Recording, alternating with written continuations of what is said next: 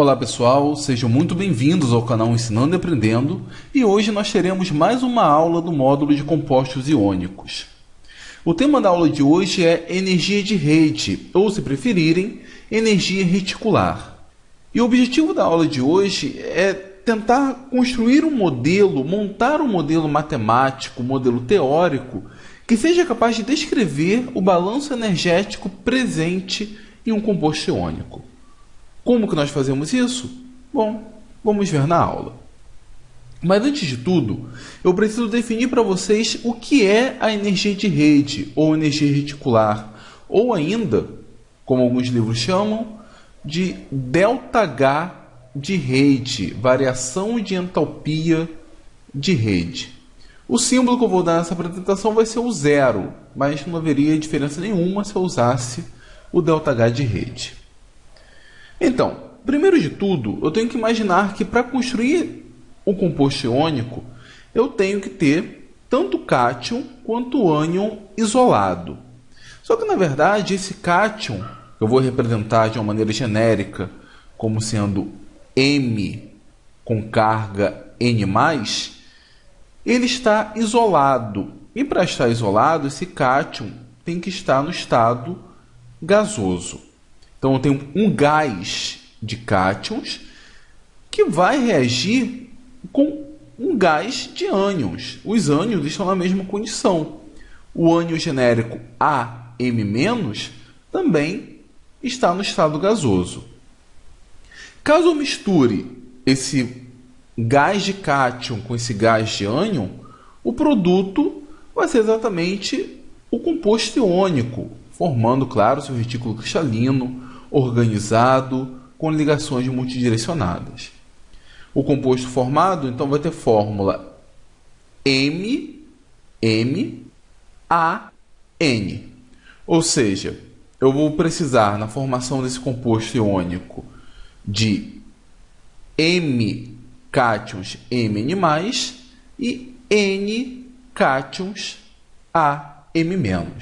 E o estado físico do composto iônico, por padrão, é o estado sólido, afinal as interações são interações fortes.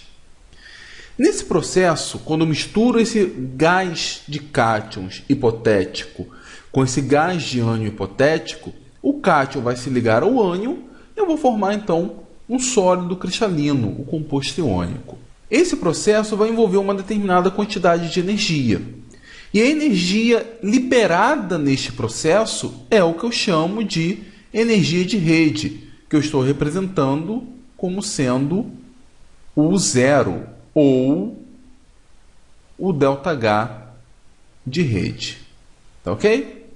Bom, qual o sinal do zero? Ou qual o sinal do ΔH de rede? Em outras palavras, esse processo vai liberar energia ou vai absorver energia? Notem que aqui no retículo cristalino, o cátion ele está rodeado de ânions. Então, esse determinado cátion aqui está ligado a esse ânion, a esse ânion, a esse ânion, a esse ânion e a qualquer outro ânion não representado. A interação entre a carga positiva e a carga negativa é uma interação atrativa. Isso estabiliza o sistema. Esse tipo de interação libera energia, faz com que o sistema fique mais estável. Em contrapartida, esse cátion, por sua vez, vai sofrer interação do tipo repulsiva com esse outro cátion. Assim como esse ânion aqui também vai sofrer interação repulsiva com esse outro ânion. Essas interações repulsivas, elas contribuem para desestabilizar o sistema. Só que o composto iônico é formado, o sólido iônico é formado. Então, se ele é formado, é porque as interações atrativas superam as interações repulsivas. E se para cada interação atrativa energia é liberada, para cada interação repulsiva energia é necessária, eu tenho que fornecer energia ao sistema, e se as interações atrativas ganham, então no balanço geral de energia, na formação do composto iônico, essa energia é liberada. Ou seja, o ΔH de rede, ou o zero, apresenta o sinal negativo. Esse sinal negativo significa que o sistema está liberando energia. Uma coisa que tem que ficar clara aqui, pessoal, é que esse processo, cuja liberação de energia eu chamo de U0 ou delta H de rede, é um processo hipotético. Por que hipotético? Porque eu não tenho condições na natureza de ter exatamente essa reação. Não tem como eu ter um vapor apenas de cátion ou um gás apenas de ânion isolados e depois juntá-los. Não tem como ter carga positiva ou negativa separadas. Mas se eu tivesse uma condição como essa e a partir dela formasse o sólido, a energia liberada a partir daí é o que eu chamo de energia de rede. Isso é um indicativo extremamente importante da estabilidade desse sólido. Se esse sólido liberar muita energia, significa que ele é um sólido mais estável. As interações atrativas são interações mais fortes do que a repulsiva. Quanto mais forte for essa interação atrativa, mais energia é liberada, então mais estável é o sólido. O objetivo da aula de hoje, então, é justamente tentar chegar a uma equação capaz de descrever esse processo, capaz de ter informação suficiente para descrever a energia liberada nessa situação hipotética. Afinal, esse é um modelo teórico. Lembre-se, eu não tenho como ter exatamente esse processo na prática. Vamos então começar o nosso modelo. Primeiro de tudo, se eu tenho uma carga positiva e uma carga negativa, a tendência deles é se juntarem, se aproximarem, ter atração entre eles, ter atração entre essas cargas. E já existe uma equação capaz de descrever a energia envolvida nesse processo. É a lei de Coulomb. A energia eletrostática ela é definida como o negativo de 1 sobre 4π ε0. ε0 é permissividade no vácuo, é esse valor aqui, é um valor constante, que multiplica o módulo da carga positiva vezes o módulo da carga negativa, dividido pela distância entre eles. Você já conhece essa equação, provavelmente. Esse 1 sobre 4π ε0, às vezes ele é simplesmente chamado de uma constante K. Eu só substituo o valor 1, divido por 4, multiplico por π, multiplico por esse número, que eu tenho o valor de K. Notem que a energia nesse caso é negativa, porque existe aqui a atração entre uma carga positiva e uma carga negativa. Se eu quiser separar essas cargas, eu tenho que fornecer exatamente a energia que é liberada quando elas se juntam. Ela depende também diretamente da carga positiva, da carga negativa, ou do produto das cargas, e depende inversamente da distância. Quanto maior for a distância entre a carga positiva e a carga negativa, menor vai ser a energia liberada. Agora, vamos reescrever essa equação, não sob o ponto de vista de um físico, né? Porque em física a gente aprende assim, mas sob o ponto de vista de um químico. Primeiro, para a gente, carga positiva é um cátion, carga negativa é um ânion. Então, vamos usar o nosso padrão de carga positiva, vamos usar o íon sódio mais, um padrão de carga negativa, o íon cloreto, e ao aproximar os dois, nós vamos formar o cloreto de sódio, o nosso sal.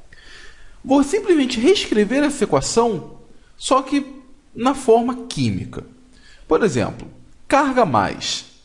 O que é a carga positiva? Vai ser a carga do cátion, que eu vou chamar de Z+. Esse Z+, é simplesmente um número. No sódio mais, esse Z+, é 1. Se eu fosse o alumínio 3+, o alumínio 3+, seria 3. Chumbo 4+, o Z+, seria 4 e assim por diante. É o módulo da carga. Vezes o valor da carga elementar. Vezes o E. E é a carga elementar. Esse é um valor, é uma constante que é expressa em Coulomb, que é a unidade de carga. Então, se eu quiser saber qual é a carga do sódio, é uma vez a carga elementar, porque ele só tem uma carga. E a carga do alumínio? Então, a carga do alumínio seria 3 vezes a carga elementar. Por sua vez, o Q- vai ser o módulo da carga do ânion. Se é um ânion com carga 3-, eu vou usar 3. Se for um ânion com carga 2-, eu vou usar 2. E vou multiplicar pela carga elementar. Na carga positiva eu posso até colocar um módulo, mas aqui não faz diferença, porque ela já é positiva mesmo. Então eu vou substituir o Q mais e o Q menos por essas expressões. De forma que agora a minha equação assume essa forma. A energia envolvida na atração eletrostática vai ser menos 1 sobre 4πε0, Z mais que multiplica E, que é o Q mais, Z menos que multiplica E, que é o Q menos, então eu vou ter E vezes E, que é E ao quadrado, dividindo a distância. E qual é a distância? A distância é o raio do cátion mais o raio do ânion. É a distância média entre os núcleos. Essa expressão ela é capaz de modelar a atração eletrostática, a energia envolvida na atração eletrostática, entre uma carga positiva e uma carga negativa. Mas um composto iônico não possui apenas uma carga positiva e uma carga negativa. Possui infinitas cargas positivas e infinitas cargas negativas. O retículo cristalino tem um número enorme de cátions e ânions.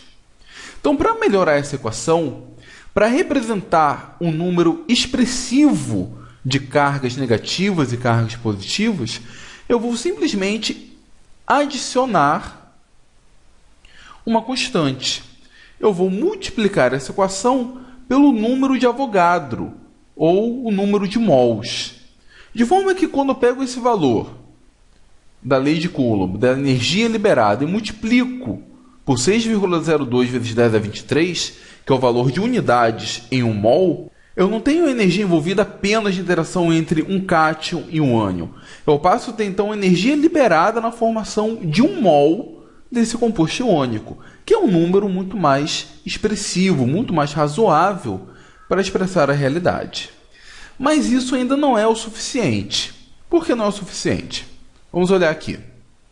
Se eu tenho a formação desse composto iônico e essa formação é modelada por essa equação, vamos tentar entender um pouco como seria o gráfico dessa equação, sua forma gráfica?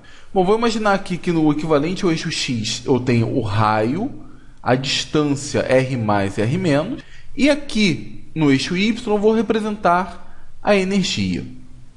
O gráfico dessa equação é exatamente esse.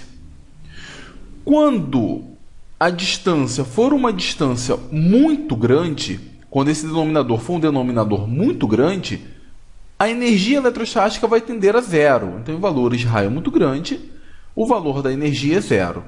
Conforme eu vou reduzindo a distância, vou aproximando o cátion do ânion, o cátion, ou conjunto de cátions, começa a perceber o conjunto de ânions e a energia tende a diminuir, começa a existir atração.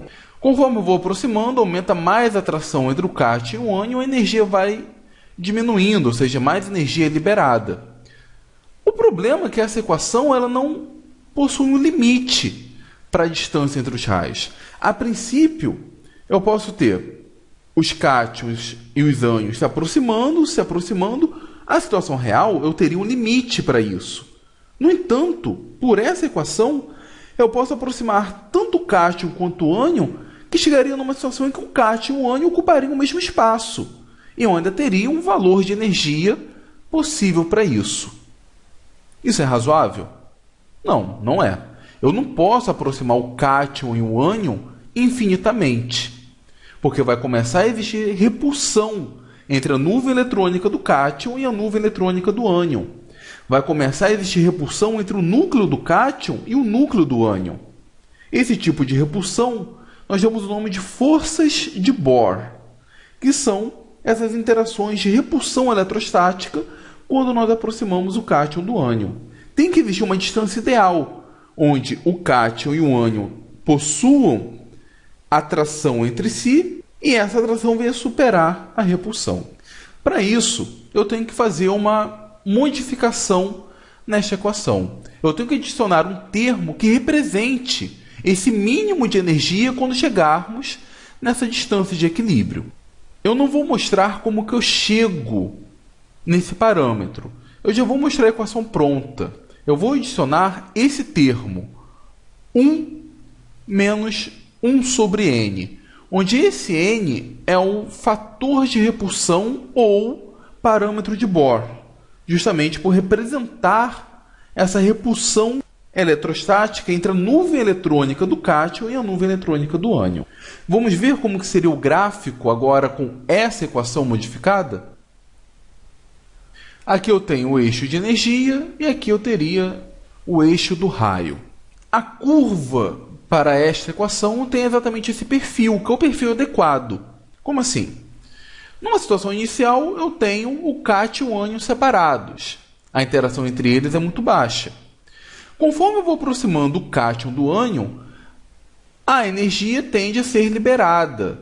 Começa a existir atração entre eles, então a energia é liberada, mas isso só vai ser liberado até eu atingir o mínimo. Esse mínimo é a distância de equilíbrio.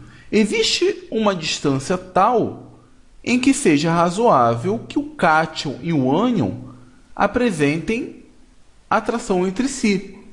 A partir daqui, começa a predominar a repulsão.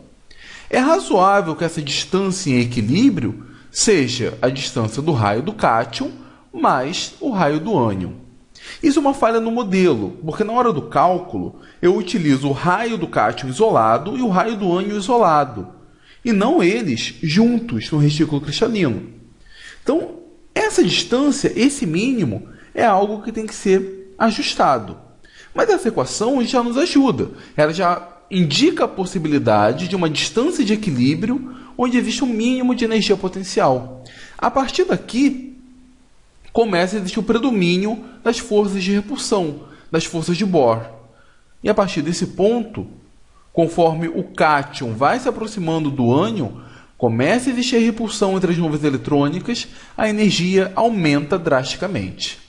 Então, até aqui, até essa região para trás, eu tenho o domínio das forças de atração, e daqui para frente eu tenho o domínio das forças de repulsão. Onde que seria o ideal? Exatamente no mínimo dessa curva de energia. Os valores para N, para os parâmetros de repulsão, são valores calculados. Nós temos várias tabelas já mostrando os valores de N. Aqui eu tenho uma, por exemplo. Como esse N vem primeiramente da repulsão entre as nuvens eletrônicas, ele é considerado com base na nuvem eletrônica de cada átomo. Então, para o átomo de hélio ou átomos que se estabilizam como hélio, como assim, o cátion lítio mais, por exemplo, ele tem a mesma nuvem eletrônica do hélio. Portanto, o parâmetro de repulsão para ele é igual ao do hélio. A mesma coisa o ânion hidreto, o ânion H-. Em situações como o átomo de hélio ou átomos com nuvem eletrônica iguais ao do hélio, cátions e ânions com nuvens eletrônicas iguais ao do hélio, o fator de repulsão é 5. Para o neônio e cátions e ânions com nuvem eletrônica igual ao do neônio, que se estabiliza igual ao neônio, o fator de repulsão é 7. Seria o caso, por exemplo, do íon sódio mais ou do ânion F-. Nesse caso, o parâmetro de repulsão é 7. Ou o ânion O2-, o cátion Ca2+, e assim por diante. E aqui, para átomos similares ao argônio, o parâmetro de repulsão é 9. Ou o cobre mais. Para prata mais ou criptônio é 10. Para o xenônio ou ouro mais é 12. E deve ter outros parâmetros de repulsão para os demais cátions e ânions. No caso específico, no caso do NaCl, o parâmetro de repulsão é tido como a média. Por quê? O sódio mais, ele apresenta a mesma nuvem eletrônica, a mesma distribuição eletrônica do neônio. Então, no caso do sódio mais, o parâmetro de repulsão é 7. Para o cloreto apresenta o parâmetro de repulsão similar ao do argônio. E, nesse caso, o parâmetro para ele é 9. Então, qual vai ser o N que eu vou utilizar nesta equação na hora de calcular o parâmetro de repulsão do NaCl? Bom, vai ser 7 do Na mais 9 do cloreto dividido por 2. Então, aqui nós teremos 16 sobre 2. O valor de N que eu vou utilizar na equação vai ser 8. Esse parâmetro vai tentar ajustar a equação a ponto dela compreender o mínimo na curva de energia potencial. Então, já estamos mudando um pouco a nossa equação, estamos começando a descrever um pouco melhor um composto iônico a partir da lei de Coulomb.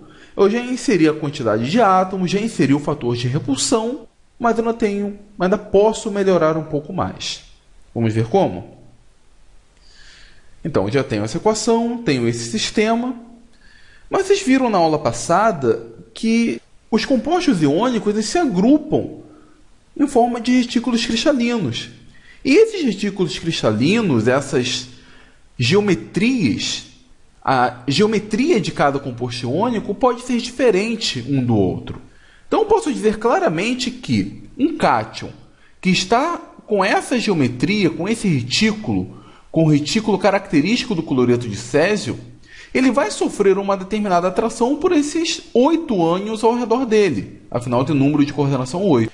Agora, esse cátion, com essa estrutura, não sofre o mesmo tipo de repulsão ou de atração dos ânions presente no cloreto de césio.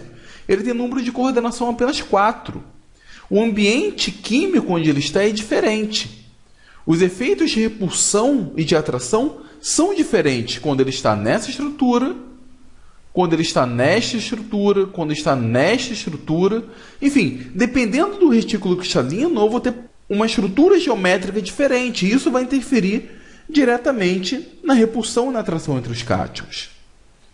O certo, então, era eu ter que calcular como que é a interação em cada uma dessas geometrias.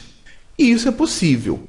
Eu não vou ensinar na aula de hoje, mas eu pretendo em breve escrever um artigo lá no blog, lá no Ensinando e Aprendendo, mostrando como nós conseguimos calcular esse parâmetro geométrico, esse parâmetro característico de cada retículo cristalino.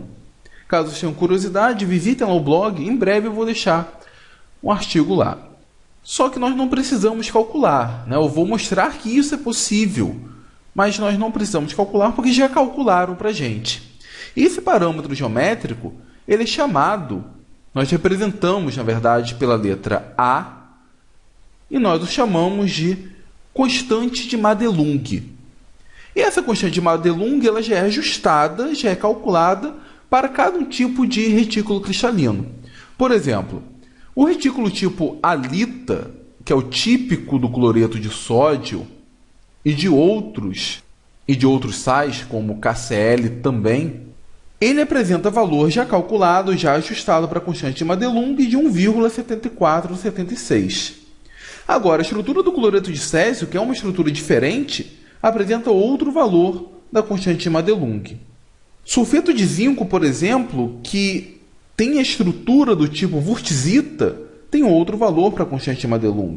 A estrutura do rutilo, que é a estrutura do óxido de titânio, apresenta a constante de Madelung 2,4. Da fluorita, que é do fluoreto de cálcio, ou de qualquer outro composto que cristalize de uma forma semelhante à fluorita, o valor da constante de Madelung é 2,5. Basta saber o tipo do retículo cristalino que eu já tenho tabelado os valores de constante de Madelung. Nesse momento, não sei se vocês repararam, eu substituí a representação da energia de atração eletrostática pelo U zero. Essa expressão, essa equação que permite modelar a energia envolvida na formação de um determinado sólido iônico a partir, tenho sempre isso em mente, do cátion no estado gasoso e do ânion no estado gasoso, essa equação específica eu chamo de equação de Bohr, o mesmo a quem foi dado o nome das forças repulsivas, equação de Bohr-Landé, em homenagem aos físicos que propuseram essa equação, o Max Bohr e o Alfred Landé. Então, essa equação de Bohr-Landé é um modelo teórico capaz de descrever as interações reticulares. É um modelo simples, tá? A equação é grande, mas ela é simples, não tem grandes dificuldades nela, mas não é o único. Existem outras correções dessa equação. Existe a chamada equação de Bohr-Mayer, que seria uma modificação dela, a equação de Kapuscinski, que seria um outro tipo de descrição do retículo cristalino, mas a equação de Bohr-Landé, além de ser simples, ela é bem útil. Vamos ver como é útil? Vamos deixar de ter, então, um sistema hipotético, um sistema de um gás de um cátion qualquer, reagindo com ânion, um gás de um ânion qualquer, para calcular qual seria a energia de rede envolvida na formação do cloreto de sódio. Lembrando que eu vou ter o íon sódio mais no estado gasoso, reagindo com íons cloreto no estado gasoso, numa situação hipotética, para formar o cloreto de sódio no estado sólido. O valor de N, que nós já vimos para eles, é 8. O valor da constante de Madelung é 1,7476, que é o mesmo da alita. A constante de Avogadro é 6,02 vezes 10 a 23.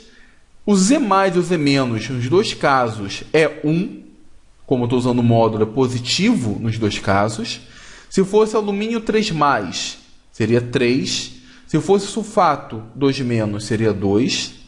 A carga elementar, nós já temos aqui a constante, 1,6 vezes 10 a menos 19. O epsilon zero também é um valor constante. E eu peguei o valor do raio do sódio separado, 114 vezes 10 a menos 12 metros. E o raio do ânion, 167 vezes 10 a menos 12 metros. Basta jogar na equação, nós vamos ter esse número bem grande. Só fazer com calma na calculadora que nós encontramos o valor da energia de rede para o cloreto de sódio de menos 754 kJ por mol. Ou seja, na formação do cloreto de sódio, a partir de um gás de cátion sódio e um gás de cloreto, são liberados menos 754 kJ por mol. Esse é um valor calculado, um valor teórico, aplicando a equação de Bohr-Landé. O valor experimental, o zero experimental, o medido para o cloreto de sódio, é menos 787 kJ por mol. Notem que é um valor muito próximo do valor calculado. A diferença desse valor para esse valor fica em aproximadamente 4 a 5% de diferença. É um valor muito bom, muito próximo do experimental, obtido através de um modelo tão simples como esse, de uma equação tão simples como essa. Mas isso só é válido porque o cloreto de sódio é um composto iônico que obedece estritamente ao modelo eletrostático. Porque a equação de Bohr-Landé é uma equação do modelo eletrostático. Eu costumo dizer nas minhas aulas que o cloreto de sódio ou qualquer composto iônico que obedeça à equação de Bohr-Landé é um composto iônico muito iônico. Como assim composto iônico muito iônico? Sim, é um composto iônico que obedece muito bem ao modelo eletrostático. Nas aulas à frente eu vou mostrar que não é todo composto iônico que obedece ao modelo eletrostático. Não é todo composto iônico que obedece à equação de Bohr-Landé. Eu vou mostrar para vocês quando que alguns compostos não vão obedecer e quando que outros vão obedecer. Tá ok? Mas então, vocês repararam que eu falei que eu tenho um valor para o zero experimental?